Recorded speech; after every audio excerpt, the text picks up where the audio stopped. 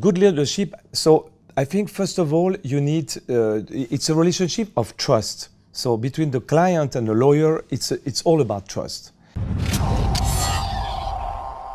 So you have a very successful practice, a law firm.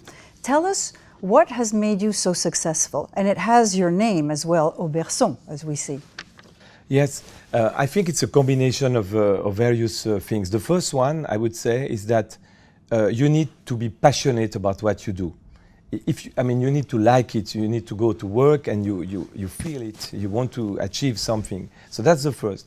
But then, especially in this area, it's a very technical area. So you need, of course, to study, to understand the rules, their contents. So there's a technical part. It's like being a musician where you need to practice your scales. So you need an expertise. You need an expertise. And maybe the third would be you need also to be surrounded by people, by good people. And on this, I would mention my partners who are doing great work, and we are now a team. And all together, this is what made the success, I would say. And so how long has the firm been alive? And the firm was founded by my father in 1961. Mm-hmm. So the firm has 54 years. Then my father retired in I think 1996, and when I took over, I just came back from the United States actually, and I think I really transformed this boutique, this firm, into a more international, with additional partners and creating connections around the world, in America, in Europe, everywhere actually, and this is what started to make this international development. So what would you qualify as good leadership for an international tax law firm? Yeah, good leadership. So I think first of all you need, it's a relationship of trust. So between the client and the lawyer, it's all about trust. So in order to be a leader as a lawyer, you need to, I would say, confirm that this trust is worthwhile and it's true. Which means you need the expertise. So the client should know that what you say is accurate, or at least makes sense. But I think, and especially nowadays, there's a very strong ethical aspect. We are talking about taxes. It's a sensitive issue today, and it means that the tax lawyer should also have very strong ethical rules. You can explain to the client what or what not to do, but you should not help them to do wrong things. This is a very clear line which should not be crossed.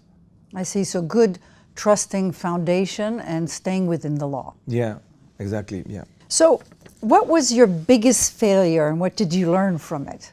Yeah. So it's a difficult question, but maybe on my side, my biggest failure was my divorce. After almost 20 years of marriage, I got divorced. It was a difficult moment, and I have four children, so this was a very difficult time. But if I take it from there, I learned a lot. I learned that you can fail, that you are a very complex personality, and sometimes you need to cope with that. But what I learned is that it forced me to create a very strong relationship with my children. And I'm very proud to say today that I think this has been achieved. In other words, I even think that I'm much better and I understand better my children than before. So we created a very, very strong and close relationship. So a good, strong relationship with your children. Yeah. Yes. So now I'm going to ask you a question on taxes, on your expertise. Yeah. In Switzerland, there's 26 cantons, of which one is Geneva. Yeah. And in Geneva, 34% of the populations don't pay any taxes. Yeah. Yeah. 20% pay 80% of the revenue from taxes, and 2% pay the 30%. Mm-hmm. What are some of the consequences of this? Yeah. Yes, I think it's a very striking result, and on the long term, this can be very dangerous. I think for the canton. If you take the side of this 30% of people who don't pay anything, it's a problem because, okay, it means they don't have a lot of money, but at least they should feel part of a contract with the state. So maybe something should be paid, even if it's symbolic, but at least I think they should be part of the system and not only benefit from the infrastructure, but understand what it means. And on the other side, it's also very dangerous to count on 20% of the people to pay the big burden, because then if they start to go away, they can think of moving abroad or even in another canton of Switzerland. Is very easy, and then the problem will grow. So I'm not saying we should completely modify the system, because a progressivity of the tax is something which is significant and which makes sense also from a constitutional standpoint. But to redefine the curve in the sense that maybe make sure that everybody, but in accordance with its economic capacity, pays at least part of the burden, that would be the target. So a sort of redefinition of the curve of the tax. The other thing is Warren Buffett, Bill Gates, and now lately Mark Zuckerberg has given over $45 billion this year to a foundation, or at least a good part, I think over 90% of his fortune, to his foundation. Why is this not more frequent in Europe? Yeah, this is. I think this comes from very far away.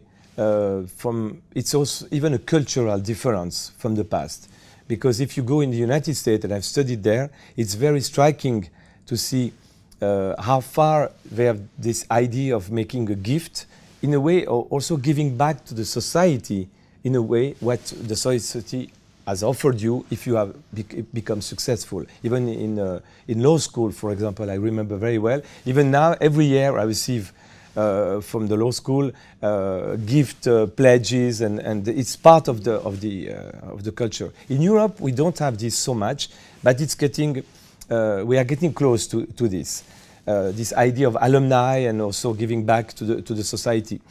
The big difference also is the tax system. The US tax system is driven towards philanthropy. You can deduct anything. If you give 1 billion to a charitable or philanthropic foundation, you can deduct this amount. While in Europe, and for example in Switzerland, there's a maximum in general of 20% of your income that you can deduct, which means that if you earn 100,000 Swiss francs a year, if you want to give some money to the charity, you can only deduct 20%, that is 20,000. So the incentive is there, but it's not yet so much developed. So I think we should promote this, and we should take some of the good ideas of the US tax system in this respect. However, we should be also careful of finding a sort of coordinated approach towards philanthropy. I think there's a risk now that if you give billions, can you imagine the impact you can have? But it's the person who gives the money who will decide where the money will go. But maybe he makes a wrong choice, you know, in a very good way. But I mean, maybe the world needs more money in another area than the other area which has been decided. So some coordinating mechanism, which is yet to be defined, should also be implemented, I think. And like you mentioned earlier, a lot of people give to children, which is a wonderful thing, but at the same time, teenagers also need some money. As far as I'm aware, for example, in Switzerland, this is an area where there's a lot of need for teenagers who could be in trouble, also from a psychological standpoint. And there's a lot of money, which is great, of course, going to children, but maybe some reallocation could be of interest. So, a last few words of what advice would you give to young attorneys? Yeah, I would tell them to be very open, first of all, to be humble, because you can be a leader today and something happens and then everything disappears. Especially nowadays, it can go very, very fast. And secondly, to be open to changes.